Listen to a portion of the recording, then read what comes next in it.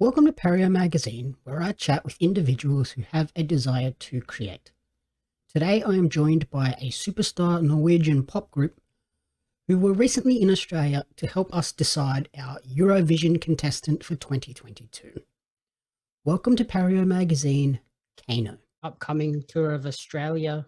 Before we do that though, do you want to just go around the table and sort of introduce yourselves and what you do within the band? Alexandra, do you want to start? Of course. I'm Alexandra, and I am the only girl in the band. A third of KEiiNO, which I have been since 2019. Yeah. I'm Fred. I am the only Sami in the band. I do the yoiking part and sing and rap. Yeah, I've been in the band since 2019. Yeah. You're also singing and rapping in Northern Sami, which is a minority language in Norway. And my name is Tom Hugo. I'm also a singer and a guitar player, and I do quite a lot in this band. We write all the songs together, although I'm usually the one by the computer recording everyone. But also, yeah, so I asked these beautiful people to join me in KEiiNO and at the fall of 2018, and then we started the band in 2019. And how did you all sort of come together? Was there like a chance meeting or through friends? It was definitely through friends, actually, because I had an idea for a song together with my husband that I thought, okay, this could be a cool song for Eurovision because the melodies were very Nordic, but then I thought, but we should have something else from Norway. A big part of the Norwegian history is the Sami population, which is the indigenous people of the north. So I called around, like, is there a cool Sami artist that maybe raps or maybe yoiks? And then I got Fred's name, and I remember I sent him a message on Messenger. Hey, would you like to win Eurovision with a pop song with yoik elements? And he just like replied with an angry face, and I was like, oh no, he doesn't like the idea. But luckily enough, that was just like a miss punch because he liked the idea. And also, I knew Alexandra from a few years back, and I knew that she was an amazing singer. And luckily, she also liked the idea of forming a band together. So with the band and yourself singing in the indigenous language, was sort of coming together and joining the band just your way of highlighting that to the world and spreading that message? Yeah, that's one part, but it's just very natural for me to use my language to make music because that's my mother tongue, and it's just normal. And of course, I feel very privileged to show the Sami culture and yoik and the Sami language to the rest of the world. And yeah, they kind of liked it in the Eurovision 2019. So yeah, you can make Sami music, but you can also make Sami music that's reach out to the world. And you mentioned Eurovision. How was that experience participating in that? It was amazing. I mean, it had been a dream for all of us for quite a long time individually. But when Tom called me and asked, like, hey, do you want to be a part of Eurovision? I didn't know that much of what it actually was. But to see how big of a community this was and how people were smiling, they were dancing, and they were just like gathering through the love of music. It was pretty amazing. And also to hear, like, I remember when we traveled Europe directly after we won in Norway, to see how many people already knew our song Spirit in the Sky and that were singing along and yoiking along, and just to like be a part of that whole experience. It was amazing. Is Eurovision like a big phenomenon in Europe? Like I know here it has started to become a little bit more popular over the last few years, obviously since Australia was allowed to participate. But has it been a big standing phenomenon in Europe for a long time? It has. It is actually. It's the longest running TV show that's got music as like in the center, and also because it unites countries and people in a very peaceful way of competing. And especially, I would say, in Scandinavia, it's very strong because of the Scandinavian pop history, and also I think that ABBA won in the late 70s, and that was how kind of they got famous to the world. I think that has definitely put a stamp on the competition, meaning, okay, this is where you go if you want to have pop music that can both touch you, but also like bring some joy to the world. And yeah, and I think it still is, because in these especially nowadays in TV in Norway, and I guess also in Australia, there's not that many TV shows that will actually present new music. It's usually artists that are doing their like cover songs, or maybe doing something that they completely doesn't know how to do, like a celebrity do this or that. And so that's also why it's important for us artists to yeah, it's a good way of showing music. Of course, we started in Eurovision, but we've released 23 songs after, and so but it wouldn't have happened if we hadn't have had the Eurovision as like the starting point.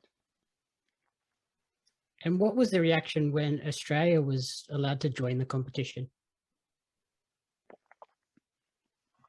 I don't remember. I think yeah, no, I like I remember there was I think 90% always are like, yes, of course, because there has always been like a huge interest for Eurovision in Australia. And I think like culturally, Europe and Australia are very closely tied. And I think it was a very natural way of opening up Eurovision to other countries. And of course now Eurovision has also they have a spin-off in the US called the American Song Contest.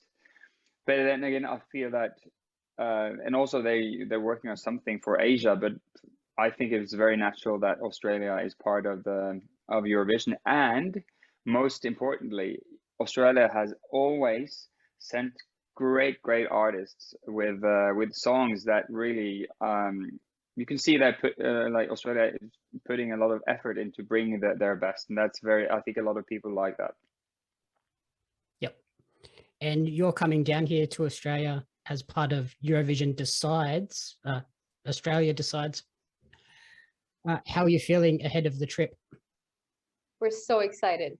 I mean, I've already started packing, even though it's like 2 weeks until we leave. But we're so excited. We were in Australia in 2019, and it was an amazing experience, but it was too short. Like, we didn't experience that much that we wanted to. So when we're traveling now, we're performing on Australia Decides, we're touring the country, and we're also having some time to just like be more a part of the community there. So we're really excited for the tour.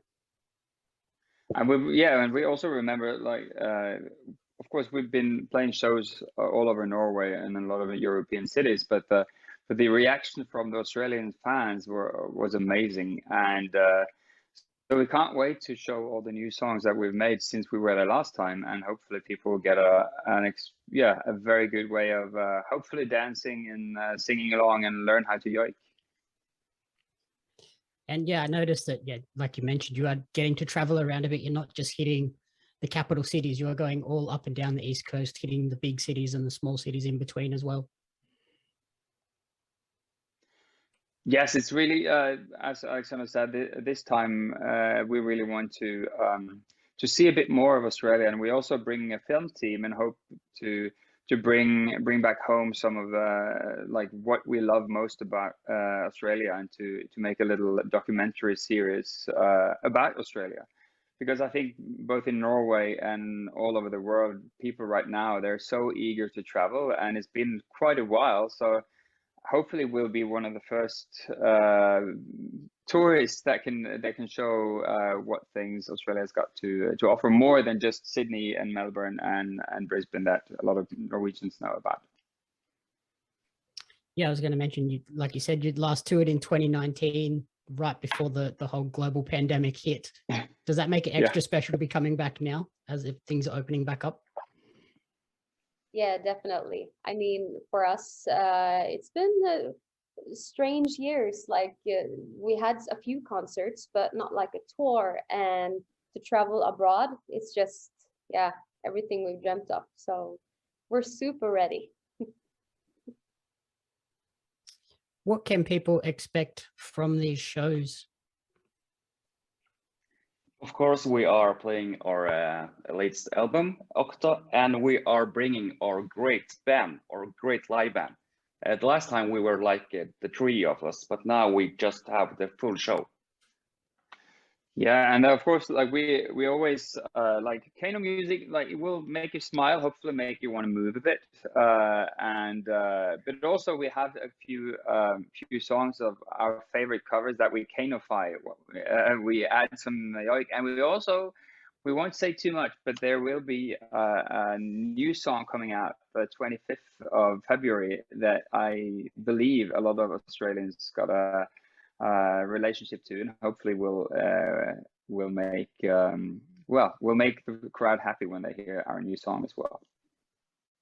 Okay, nice little teaser there. Before this tour, though, you just released a new single, A New Beginning. What was the inspiration behind that song as well? We were actually asked by a big company here in Norway to do a song for their Christmas calendar. It's like a strange request, but okay, let's do it. And we teamed up with another Norwegian artist called Peter Elias. And we went in the studio and we were like, okay, let's just jam back and forth and see how it goes. And we created A New Beginning. And in order for it not to be like a Christmas song, we were like, okay, what is the other thing that we relate with Christmas? Yeah, it's a new year. We have new goals set for us. Maybe we have some patterns that we want to get out of or we want to get in of, like a new beginning, a new fresh start. And that was like how it all got together. So yeah. And kind of it also, like, especially now from when we finally can go tour again and people can finally go out again, it's like we wrote this before things were easing up, so we hope that us releasing A New Beginning would hopefully was one of the things that actually pushed the pandemic to the end. Yeah, well, like you said, it's a very fitting at this point in time. Yeah. Given that it was produced for a outside company, was there more freedom in that creation process, or did it feel like you had a shorter timeline that you had to get this done in? Yeah, we definitely had like some pressure. We needed to get it done like as quick as possible, but still we were like proud of it, and we wouldn't have released it if we weren't happy with it. So I think to be honest, like we usually work very well under pressure. And I remember with The Spirit in the Sky in 2019, we only had four days to finish the production when it really had to. And it's the same thing with A New Beginning. Like luckily for us, when we were in the studio, we found the idea quite quickly, and we felt like, okay, this is a really good song, and then we could just like motor on and finish it until but the good thing was like there was no direction of what we could have, like what we should do. And the good thing, as also because it's a collaboration with Peter Elias, we felt that, okay, this song doesn't need to be 100% the KEiiNO sound. And however, there in general with our songs, we have a freedom and the liberty of making very like various songs, because we are three personalities in the band. We got three different backgrounds, and we know that our fans and the people listening to our music are as unequal as there should be, as they are as much worth as each other. So there is a song for everybody. Like everybody, like everything is right and nothing is wrong in the KEiiNO universe, and that's also with our music. And I guess because it didn't have to fit with all your other music and on a specific album, there was a lot more freedom to experiment that way as well. Definitely. Alrighty. So finally, where's the best place for people to support you and track this journey moving forward and ahead of the tour? On our social media, I think, or yeah. Yes. Yeah. Facebook, Instagram, and KEiiNO.us or No, we have an an own web page for this tour called KEiiNOs.com. So KEiiNO.us, but also of course like our Instagram KEiiNO band will be full with little snippets of what we do and where we are. The thing is, like, our main account was hacked in October, like KEiiNO Music. So it was stolen. So we lost like 50,000 followers. So now we're Oh kind of no. starting from scratch. Yeah, it's really annoying. Yeah. So yeah, so everybody please follow our account, new account. Okay, brilliant. Thank you so much for taking the time to chat with me today, and good luck with the tour, and we'll see you out here soon. Thank you so Thank you much. very much. Thank you. Thank you. Bye.